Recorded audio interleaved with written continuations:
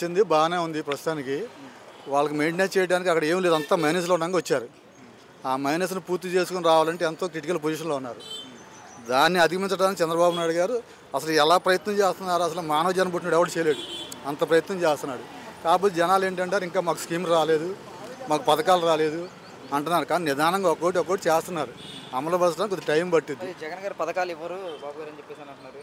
జగన్ గారు పథకాలు ఇవ్వరు బాబు గారు వస్తే అని చెప్పేసి ఆయన అంటానే ఉంటాడు. కూడా అన్నారు కదా, పథకాలు కొంచెం టైం పట్టిద్ది అన్నారు, ఇవ్వనలేదు. టైం పట్టుద్ది, ఆయన ఇవ్వననే మాట అనలా. కాకపోతే ఇస్తున్నాడు టైం తీసుకుని. ఎందుకంటే ఆయన చేసిన ఆ పెంట వల్ల ఇప్పటికే నానా రకాలుగా బాధలు పడుతున్నాం. అదే జగన్ గారు వస్తే ఊరి నుంచి 1 మంది వెళ్ళిపోయేవాళ్ళు గ్యారెంటీగా, 100% చదువుతున్నా. నేను చిన్న వ్యాపారం చేసుకుంటున్నా, నేను కూడా ఊరి నుంచి వెళ్ళిపోవాలి సిద్ధంగా ఉన్నా. కానీ కూటమి ప్రభుత్వం వచ్చింది, ఏదో మన బతకడానికి ఏదైనా మార్గాలు దొరుకుతాయి అన్న ఆశతో ఇప్పటికీ ఇంకా ఎదురు చూస్తున్నాం. అయితే బిజినెస్ పరంగా అయితే పెరగలేమి, వ్యాపారాలు కూడా జనరల్గా ఉన్నాయి. ఇప్పుడు ఎలా ఉందంటారు 8 నెలలు ఈ 8 నెలల పాలనలో జగన్ గారి ప్రభుత్వం ఎలాగుందో అలాగే ఉంది ప్రస్తుతానికి. లాస్ట్లో ఆయన వెళ్ళే ముందు ఎలాగుందో అంటే ఆయన వెళ్ళే ముందు శాంతం మైనస్గా ఉంది, అదే మైనస్గా ఉంది వ్యాపారాలకు చెప్పాలంటే. మార్పు అంటే గవర్నమెంట్ పరంగా చాలా అప్పులు ఉంది కదండి, ఎలా మార్పు వస్తుంది? దాన్ని నిదానం టైం తీసుకుంటారు. రోడ్ల పరిస్థితి బాగుందండి, మార్పులు చేస్తున్నారు. 100% నికరంగా చేస్తారు, సమస్య లేదు. 100% రోడ్లు బాగున్నాయి, అన్ని రకాలుగా చేస్తారు. కాకపోతే బాగా ఇబ్బందికరమైన సమస్యలు ఎక్కారు బాబు గారు, అసలు ఎవరు చేయలేరు. ఎందుకంటే రాజకీయం నాళ్ళు నా అనుభవం నేను చెబుతున్నాను, 40 ఏళ్ళ నుంచి తెలుసు. రామారావు గారు వచ్చి కలిసి నాకు ఎవరూ చేయలేరు ఈ పరిస్థితులు. ఆయన ఒక్కడే దీనికి బాగాడు, 100%. తెలుగు మనం మాట్లాడుకోవడం కాదు, చేయగలడు. కాకపోతే కొద్ది టైం బాగా పట్టింది, చాలా ఇబ్బందికరమైన సమస్యలు ఉన్నాడు. ఆయన తప్ప ఎవరు చేయలేరు 100%. అది నిజం. అంటే మనం గతంలో చూస్తే 3 రాజధానులు అన్నారు, ఒకటి కూడా లేదు. ఇప్పుడు సరికి మనకు అమరావతి రాజధాని అయింది. దీన్ని ఎలా చూస్తారు? 100%. ఇంకా 4 ఏళ్ళు టైం ఉంది గవర్నమెంట్కి, 4 సంవత్సరాలు 3 నెలలు ఉంది. ఇంకా గ్యారెంటీగా ఆ పని పూర్తి చేస్తారు చంద్రబాబు నాయుడు గారు, అందులో ఏ డోకా లేదు. కాకపోతే ఏంటంటే అంతకుముందు ఈయన ఇసుకిచ్చారు, అక్కడని ఎక్కడని జగన్ గారు ఇసుకిచ్చారు కదా, ఆ ఇసుకుంపు వల్ల వచ్చే వాళ్ళు కూడా పెట్టుబడి తీసుకురావడానికి భయపడుతున్నారు. ఆ భయాన్ని పోగొట్టి వాళ్ళ ధైర్యాన్ని నింపి ముందుకు తీసుకురావడానికి ఎంత కష్టమో మీకు అర్థమవుతుంది. దీన్ని బట్టి మీకు కూడా తెలుస్తూ ఉంటుంది. కాబట్టి ఆయన శతవిధాలు ప్రయత్నిస్తున్నారు. మన దావూస్ వెళ్ళారు, లోకేష్ గారు మాట్లాడారు, అన్ని రకాలుగా 100% గ్యారెంటీగా డెవలప్మెంట్ చేసి తీరుతారు. బాబు గారు ఈ విషయంలో మాత్రం తేడాలి. అంటే పార్టీ మీద అభిమానమే కాదు, ఇప్పుడున్న పరిస్థితుల్లో చేయగలిగినవాడు ఆయన ఒక్కడే. ఇక జగన్ గారు కనుక వస్తే అంటే వేరే అన్న పార్టీ పరంగా కాదు, మేము వైఎస్ఆర్ గారు అంటే మాకు అభిమానం ఉంది. జగన్ గారు వచ్చిన తర్వాత మాకు ఆయన అనుభవపూర్వకంగా ఇలా కూడా చేయొచ్చు రాజకీయం అనేది మాకు చూపించాడు. సర్వనాశనం చేసి పెట్టాడు, భ్రష్టు పట్టించాడు రాజకీయాన్ని. అంత ఎందుకంటే అంతమంది కూడా ఉన్నాళ్ళు, తప్పులు లేకుండా ఉండవు, తప్పు జరుగుతూ ఉంటుంది రాజకీయం అన్నాక. ఇంత ఘోరంగా ఇంత వైఫల్యం చేసి ఏది పబ్లిక్ని మానసికంగా ఇబ్బంది పెట్టి ఇసుక లేకుండా పనులు లేకుండా నరకం చూపించాడు. ఆఖరి చిన్న వ్యాపారస్తులను కూడా దౌర్జన్యం చేయించి పోలీసులతో వసూలు చేసి డబ్బులు నాన్న ఇబ్బందులు పెట్టాడు. కొన్ని వ్యాపారాలను కోర్టు స్టేలు ఇచ్చింది, అయినా కానీ ఆ స్టేను కూడా లెక్క లేకుండా, కోర్టు అంటూ లెక్క లేకుండా ప్రజల్ని భయభ్రాంతులు చేశారు. ఇప్పుడు అదేం లేదు, చంద్రబాబు నాయుడు వచ్చిన తర్వాత అంతా ప్రశాంతంగా జరుగుతుంది. కొన్ని పథకాలు, సంక్షేమ పథకాలను మంచి పనులు చేశాడు కదా ఆయన కూడా. కొన్ని పథకాలు ఇచ్చాడండి, ఉపయోగం ఏముంది చెప్పండి అండి. ఇప్పుడు నాకు పని లేదు అసలు పూర్తిగా, 100-200 సంపాదిస్తే ఒక 200-100 అప్పు పుట్టింది. అతను నా దగ్గర మైనస్లో ఉంటే అప్పు ఎవరు ఇస్తారండి? ఇప్పుడు ఈయన వచ్చినాకైనా ఇప్పుడు మైనస్ అలాగే ఉంది. ఎందుకంటే ఎమ్మటి అవ్వదు ఏ పనైనా, కొద్దిగా టైం తీసుకుంటుంది. కానీ ఇంకో సంవత్సరం 1 ఇయర్లో అన్నీ మారుతూ ఉంటాయి 100%. 2029 ఎలక్షన్కి వచ్చే లోపు 100% చేసి చూపించగలరు చంద్రబాబు నాయుడు గారు కానీ లోకేష్ గారు కానీ. లోకేష్ గారు కూడా ప్రత్యేక దృష్టి పెట్టారు మంగళగిరి మీద. అలాగే మొత్తం ఆంధ్ర మొత్తం సంపూర్ణంగా మార్చి చూపిస్తారు, అందులో ఏం తేడా. పవన్ కళ్యాణ్ గారు ఉన్నారు కదా, ఆయన పనితీరు ఎలా ఉందంటారు? ఆయనకి అంటే ఆయన పనితీరు చెప్పాలంటే ఆయనకి ఇంకా కొద్దిగా రాడు తేలాలి మనిషి. ఇప్పుడు వీళ్ళంటే బాగా రాడు తేలారు చంద్రబాబు నాయుడు గారు. ఆయన కూడా చేయాలని కుతూహలం ఉంది. కాకపోతే ఏంటంటే ఇక్కడ వీళ్ళు చేసిన పెంట ఉంది కదా, వైఎస్ఆర్ వాళ్ళు చేస్తున్నారు కదా, ఆగాన్ని తట్టుకొని మళ్ళీ వాటన్నింటిని సరిదిద్దుకొని రావాలంటే సీఎం చంద్రబాబు నాయుడు గారు వాళ్ళు ఆలోచన చేయలేకపోతున్నారు చెబుతున్నా. మరి ఈ మధ్య వచ్చినారు కదా ఆయన పవన్ కళ్యాణ్ గారు, అంటే అంతకుముందు ఉన్నప్పటికీ కూడా అనుభవం సరిపోదు. అలా నిదానం ఒక్కొక్కటి తెలుసుకుంటే వెళ్తున్నారు. అయితే పవన్ కళ్యాణ్ గారు కూడా స్పీడ్గానే ఉంటాడు ఆయనకన్నా కూడా. కాదు కొద్దిగా ఏంటంటే ఇంకా అనుభవం కావాలి, చేస్తాడు, అందులో ఏం తేడా లేదు. అది మళ్ళీ వైసీపీ వచ్చే అవకాశం ఉందంటారా? 99% వైసీపీ అంటే వీళ్ళు కనుక ఏదన్నా అనుకున్న మాటల ప్రకారంగా చేయాల్సిన కార్యక్రమాలు ఏమి చేయలేని పరిస్థితి ఎదురైతే మాత్రం వైసీపీ అయితే నమ్మకం అయితే లేదు, కానీ కాంగ్రెస్ పుంజుకునే అవకాశం ఉంటుందని నా అభిప్రాయం. కాంగ్రెస్ పుంజుకునే అవకాశం ఉంది అంతే. వైసీపీ అనేది 99% రాదు నాకు తెలిసి. మళ్ళీ నేనే వస్తాను, 5 సంవత్సరాలుగా కళ్ళు మూసుకుని కళ్ళు తెరిసే లోపల అయిపోతుంది, నెక్స్ట్ నేనే వస్తాను. ఎవరికైనా మేమే ఇప్పుడు ఎవరికాళ్ళు ఏమనుకుంటారు, నేనే వస్తాను. ఇప్పుడు కోడి పందాలు వేశారు మొన్న, నా కోడి గెలిచింది అంటే నా కోడి గెలిచింది, ఇవన్నీ సహజం అన్న, అవన్నీ కాదు. వాస్తవాలు ఏంటంటే ఎటువంటి పరిస్థితుల్లో కూడా చంద్రబాబు నాయుడు గారు పట్టుదలతో ఉన్నారు. పోలవరం మంచి స్పీడ్గా జరుగుతుంది, పనులు కూడా స్టార్ట్ అయినాయి. ఇక రాజధాని పనులు కూడా ఇంకా ఇప్పటికీ అదే మా జగన్ బాబు గారు చేసిన పని వల్ల రాజధాని కన్ఫ్యూజ్ చేసి మనిషికి ఏ పని లేకుండా సోమరిపోతనం అలవాటు అయిపోయారు పూర్తిగా. కొంత ఏమో చేసేవాడికి పని లేక పరిస్థితి ఉంది. ఇసుక పెంచారు 10,000 రూపాయలు ట్రాక్టర్. సపోజ్ ఇప్పుడు ఉంది సరే, అప్పుడు మీద ఇప్పుడు ఏం బెటర్ కదా.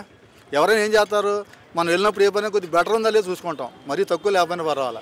ఏ ఇబ్బందులు జరుగుతూ ఉంటాయి లోపల, ఏది మంచి చెడు జరుగుతూ ఉంటాయి, అన్నీ అనవసరం విషయాలు. ఇప్పుడు బెటర్గానే ఉంది. కాకపోతే ఇలాగే ఇంకా మళ్ళీ ఇసుకని మళ్ళీ ఓవర్ వేయకోకుండా, మళ్ళీ ఇబ్బందులు కలిగించుకోకుండా, ప్రజలకు ఇసుక కూడా అందుబాటులో చేసుకుంటా, మళ్ళీ మొన్న ఏదో పెంచారు అది ఇది అని అంటున్నారు, పేపర్లు వేశారు, జ్యోతి పేపర్లు కూడా. అలాంటి ఇబ్బందులు ఏం లేకుండా ప్రజలకు అందుబాటులో ఇసుక సప్లై చేసి పని కల్పించడానికి, ఏది మామూలుగా పని చేసుకుని నేను అందులో 1000 రూపాయలు సంపాదించుకునే వ్యక్తులకి పని కల్పిస్తే ముందు జీవనోపాధికి ఇబ్బంది లేకుండా పోదు. లేదనుకో మనం అటే బోళ్ళ వలస కూలీలాగా వెళ్ళిపోవాలి వస్తుంది. శ్రీకాకుళం వాళ్ళు ఇక్కడికి వచ్చేవాళ్ళు ఇదివరకు, ఆ కర్నూలు అటు వెళ్తున్నారు, ఇప్పుడు వేరే ఊళ్ళు వెళ్తున్నారు. అలాంటి పరిస్థితి కాకోకుండా మనం కూడా వలస వెళ్ళిపోయేవాళ్ళం గ్యారెంటీగా, ఏది జగన్ గారు వస్తే. అలాగే ఏదైనా చిన్న చిన్న వ్యాపారాలు చెప్తా స్టే మీద ఉన్నప్పటికీ కూడా వాళ్ళని వేరే కేసులు పెట్టి హింస పెట్టి కొట్టి నానా రకాల ఇబ్బందులు పెట్టించారు పోలీసులు కూడా తెలిసి కూడా. ప్రతి ఒక్కరిని మళ్ళీ వ్యాపారస్తులను టార్గెట్ చేశాడు. అప్పుడు ఆయన చిన్న చిన్న వ్యాపారస్తులను టార్గెట్ చేశాడు జగన్ గారు. ఈయన అలాంటి ఏం చేయట్లే. ఇప్పుడు రూల్ ప్రకారం నడవమంటున్నాడు. ఎవరైనా ఒకటి రూల్స్ ప్రకారం ఇప్పుడు వచ్చి వ్యాపారం చేస్తున్నాను నేను అప్పటి నుంచి ఇప్పుడు అదే వ్యాపారం, కానీ కన్ఫామ్గా గ్యారెంటీగా సక్సెస్ఫుల్ అయ్యింది. కాకపోతే కొద్ది టైం తీసుకుంటాం, అంతకుమించి ఏం లేదు. జగన్ నమస్తే బాబా గారు, ఏం పేరు మీ పేరు? నా పేరు ఇస్తున్నది. పెయింట్ పని చేస్తా. అంతకుముందు నాకు పని లేదు, ఇప్పుడు కొద్ది పనులు ఉన్నాయి. అది జగన్ ప్రభుత్వంలో బొక్క, ఇప్పుడు కొద్ది పర్ల. అది ఎలా ఉంది ఇప్పుడు 8 నెలల పరిపాలన? 8 నెలల పరిపాలన బాగుంది. కాకపోతే ఇంకా డెవలప్ అవ్వాలి. మన దగ్గర డబ్బులు లేవుగా, అది డబ్బులు కూడాలిగా, అవి పెడుతున్నారు కానీ పర్లా. కొద్ది 5 సంవత్సరాలు సంవత్సరం పని చేసాం మేము. ఇప్పుడు 8 నెలల్లో 2 నెలలు పని చేసాం. ఏది గొప్ప?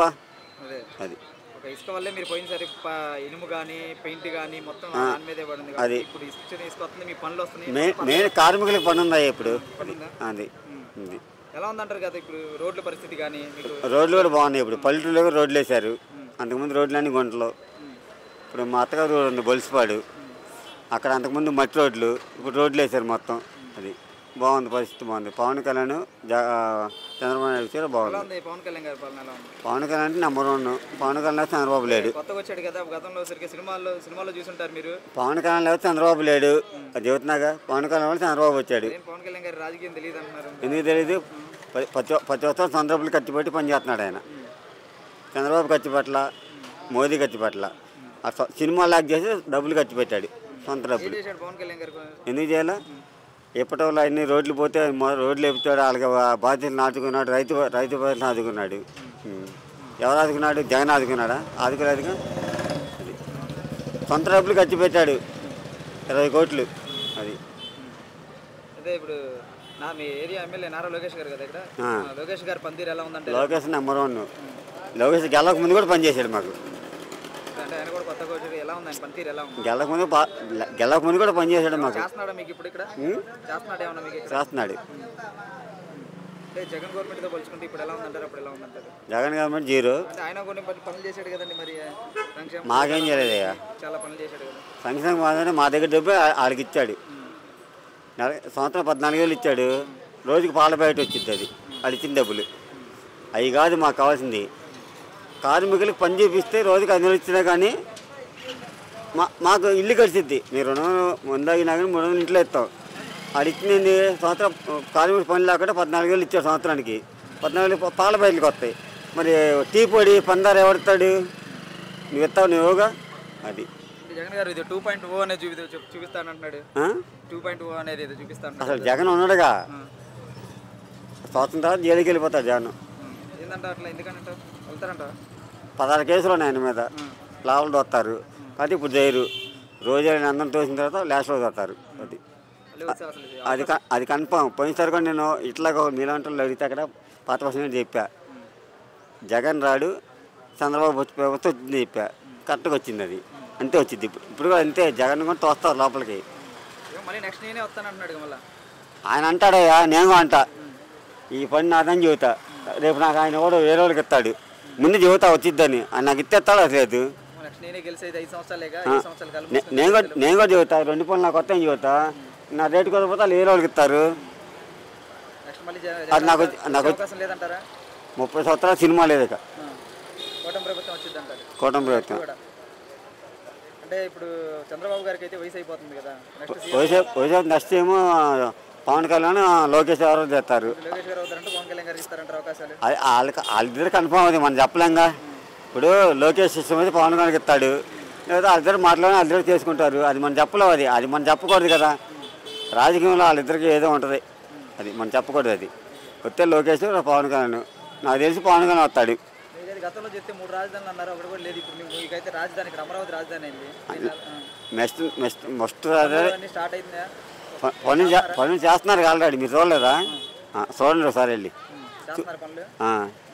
మాకు కూడా పనులు ఉంటాయి, వర్కర్స్ కూడా మొదలు పెట్టారు పనులు చేస్తున్నా. చూడండి ఒకసారి వెళ్ళి చూసి చెప్పండి నాకు. చూసారు కదా మీరు? నేను చూసి కానీ చెబుతున్నా. మంగళగిరి మాది, మా అత్తగారు అమరావతి.